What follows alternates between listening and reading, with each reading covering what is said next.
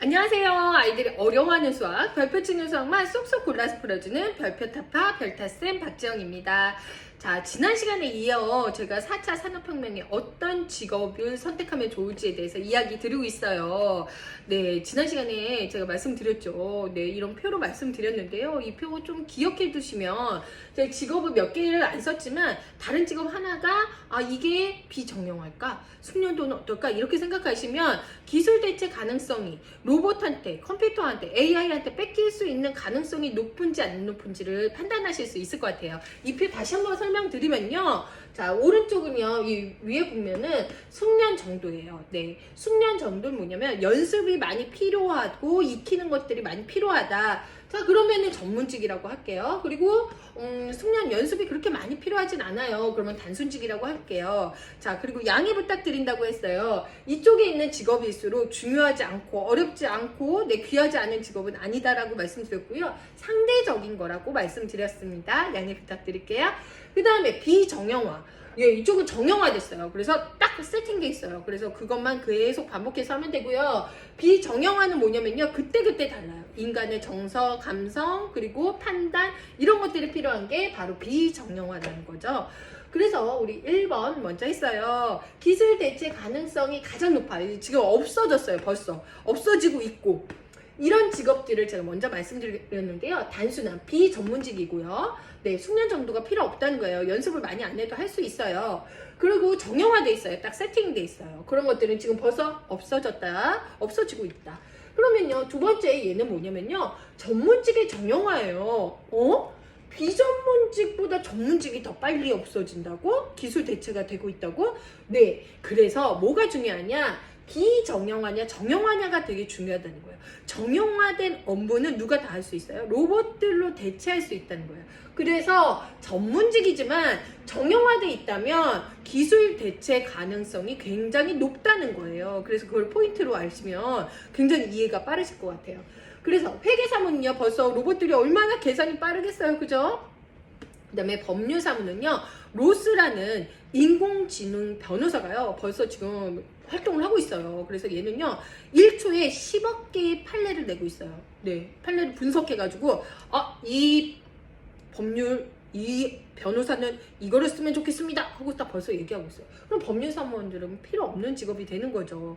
1초에 10억 개를 어떻게 이겨요? 판례를 쫙 분석하는데요. 그죠? 그 다음에 번역가는요, 벌써 AI 번역기가 벌써 아주 굉장히 정확하고 빠르게 번역을 하고 있습니다.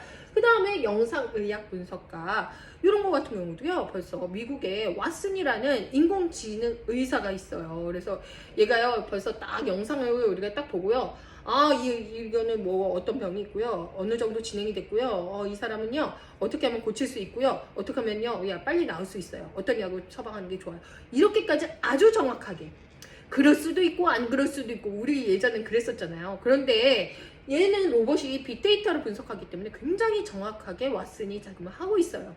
그래서 다 얘네들이 이길 수가 없고요. 치기공사도 어때요? 우리 이 옛날에요, 막 본 떠가지고 조금 틀리면 다시 깎고 오고 막 이랬잖아요. 근데 벌써 치기공사도 없어진 직업인 중에 하나가 3D 프린팅으로 찍찍찍찍 해가지고 일을 더 정확하게 본떠 온다는 거죠. 그렇기 때문에 치기공사도 없어지는 직업이다. 얘네들도 지금 없어지고 있고요. 그 다음에 비전문직의 비정형화. 제가 지난 시간에 잘못 얘기했죠. 얘 홍두깨살 아니고요. 얘 사태죠. 사태가 요만큼이 다르게가 있는 애가 있고, 이만큼 긴 애가 있고, 그죠?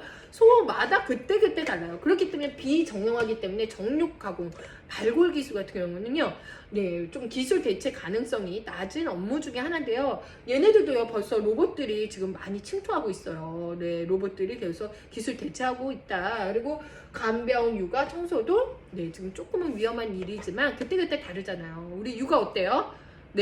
사탕 줘야지 울음 꾸칠 때도 있고요, 혼나야지 꾸칠 때도 있고요. 그때그때 다르잖아요. 그렇기 때문에 비정형화된 업무는 기술 대체 가능성이 어떻다? 낮다. 그 다음에 4번이 가장 이제 기술 대체 가능성이 낮은 업무들이에요. 왜 어떤 거냐? 전문직이에요. 숙련 정도가 되게 많이 필요하고요. 비정형화예요. 그때그때 달라서 사람의 생각이나 정서, 판단들이 있어야 된다는 거죠. 그래서 예를 들면요, 연구 개발이요. 전 요새 이제 가장 많이 필요성을 느끼는데요.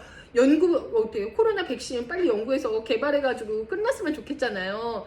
연구 개발자들 그리고 그때그때 다른다는 거예요. 임상 실험을 통해서 아 이거는 이거 맞겠구나 이게 맞겠구나 이런 식으로 비정형화된 업무고요. 설비 보수도 마찬가지죠. 여기가 비가 샜어요. 그러면은 아 이것 때문인가? 여기 구멍이 나서인가? 그거를 정형화되진 않았거든요. 여기를 고쳤더니 여기가 또 망가졌어요. 그렇기 때문에 설비 보수도 비정형화된 전문직이다라는 거죠. 그 다음에 의료 전문가, 법률 전문가도요. 아주 어려운 판단을 하거나 또 뭐 정신과 이런 식으로 이 사람의 감성과 정서가 필요한 의료 전문가들은 굉장히 필요하다는 거죠. 그리고 굉장히 어려운 판단을 해야 될 때는 네, 의료 전문가나 법률 전문가도 필요하지만 제가 지난 시간에 말씀드렸다시피 94% 변호사, 의사 94%는 기술 대체가 네, 로봇으로 대체가 된다라고 말씀드렸어요. 인공지능이 대체가 된다고 말씀드렸습니다. 그다음 로봇 서비스는 사실 강조할 수밖에 없죠. 지금 뭐 사물 인터넷, AI, 빅데이터 모든 것들이 로봇에 의한 서비스물이에요. 그렇기 때문에 업데이트가 필요하고 네, 고장나거나 그랬을 때 이거를 판단해내는 연구원들이나 이런 것들이 필요하다는 거죠. 그렇기 때문에 로봇 서비스는 굉장히 지금 전문적이고 비정형화된 업무라서 네, 각광받는 직업이다라고 말씀드렸습니다. 네, 여기까지 말씀드렸고요. 자, 200만여 개가 직업이 새로 생긴다 그랬어요. 어떤 직업들이 새로 생기는지 우리 아이랑 어떤 것들이 맞을지 한번 생각해 보시면 좋을 것 같아요. 자, 첫 번째는요. 아까도 말씀드렸지만 뭐예요? 로봇. 네. 로봇, AI, 사물 인터넷, 네, 빅데이터. 이런 것들에 대한 서비스 전문가들이 굉장히 많이 필요해요. 서비스, 연구지 이런 것들은 계속 각광받을 수밖에 없어요. 네, 그렇기 때문에 이런 직업군을 생각해 주시는 게 굉장히 중요하다. 그리고 로봇 중에서도 뭐 여러 가지 로봇들을 만드는 것도 되게 중요하지만 이번에도 느끼셨겠지만 코로나 사태로 느끼셨지만 의료 로봇에 대한 네, 전망이 굉장히 밝다는 거죠. 네, 코로나 바이러스 하면서요, 네, 간호사님들, 의료진들 굉장히 고생 많으시잖아요. 검체 로봇을 지금 만들고 있다고 해요. 그리고 AI 의료진들을 만들고 있다고 하거든요. 그렇다면 굉장히 편하게 위험성이 좀 낮아지잖아요. 그래서 이런 것들이 뭐 진단 관리하고 AI 진단 관리하고 이런 서비스 하는 부분들이 되게 중요하겠다. 그리고 백신 같은 것들 만드는 로봇도 있다고 하거든요. 그렇기 때문에 의료 로봇이 되게 중요하고요. 지금도 인공신체에 대한 웨어러블이라는 로봇이 있어요. 그래서 웨어러블이라는 로봇이 있어가지고요. 어때요? 인공 방광 요번에 수술을 성공했어요. 그죠? 인공 관절 수술, 그리고 인공 눈, 네, 이런 것들의 다양한 좀 인공 신체 기구에 대한 그런 로봇들도 많이 생기고 있다. 벌써 근데 로봇 수술 많이 하고 있는 건 알고 계시잖아요. 네, 그래서 이런 의료 로봇도 되게 중요하고요. 또 하나는요, 헬스케어 부분. 네, 같은 헬스케어 부분. 우리 예전에는요, 몸 아프면 병원을 갔잖아요. 그런데요, 이제는 미래에는요, 이 사람의 유전자, 식습관, 이런 것들을 딱 분석을 해서요, 몸이 아프지 않은데도요, 위정병이 날 수 있어요. 네, 2028년 몇 월에 위정병이 납니다. 이렇게 분석을 해준다는 거예요. 그렇기 때문에 싱거운 음식, 염도 몇 이하의 음식을 드세요. 이런 식으로 헬스케어를 해주면 너무 좋겠죠. 그죠? 이런 헬스케어, 아프기 전에 나를 판단하고 유전자를 분석해서 어디가 아플 거라고 예상해주는 이런 헬스케어 부분도 굉장히 유망할 것이다. 그 다음에 또, 정신과, 신경정신이라든가 심리학자.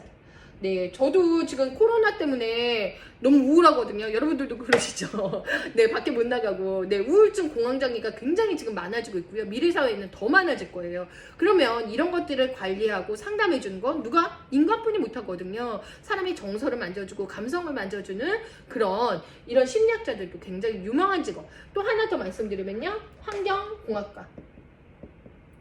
네, 환경공학과. 지금도 환경에 대한 굉장히 중요성이 많이 각광받는데요.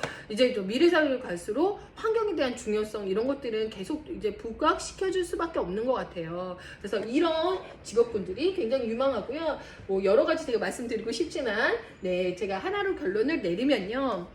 자, 미래 사회에도 결국은 로봇이 할 수 없는 일들이 있어요. 인간의 감성, 정서를 판단하고 창의성을 갖는 거. 이런 것들이 굉장히 어려운 로봇으로 대체 가능하지가 않거든요. 비정형화죠. 예, 그죠. 네, 그래서 미래 사회에서도 이런 것들이 굉장히 중요하다는 거죠. 물론 전문직의 비정형화도 굉장히 중요해요. 전문직의 비정형화도 굉장히 중요한데요. 한 번쯤은 인간에 대해서 인간을 이해하는 사람이 굉장히 우수한 직업군이 될 것이다. 즉 감수성이 담긴 창의적인 직업군은 우세하게 될 것이다 라고 제가 결론 내릴게요. 어떤 감수성이 담긴 창의적인 직업군을 만들어 주셔야 돼요. 그러면 결론은 뭘까요? 감수성, 창의력. 그럼 뭐예요? 우리 아이 인성교육, 네, 인성과 자질, 이런 것들이 가장 중요하다는 결론을 또 내리면서 네, 공부도 중요하지만 감수성이 담긴 창의력인 직업을 가진 아이로 키우려면 인성교육부터 중요하다, 인성과 자질이 중요하다라고 말씀드리면서요, 4차 산업혁명 강의 마치도록 하겠습니다. 우리 같이 네, 감수성이 담긴 창의적인 아이로 키워보도록 하겠습니다. 별표 탑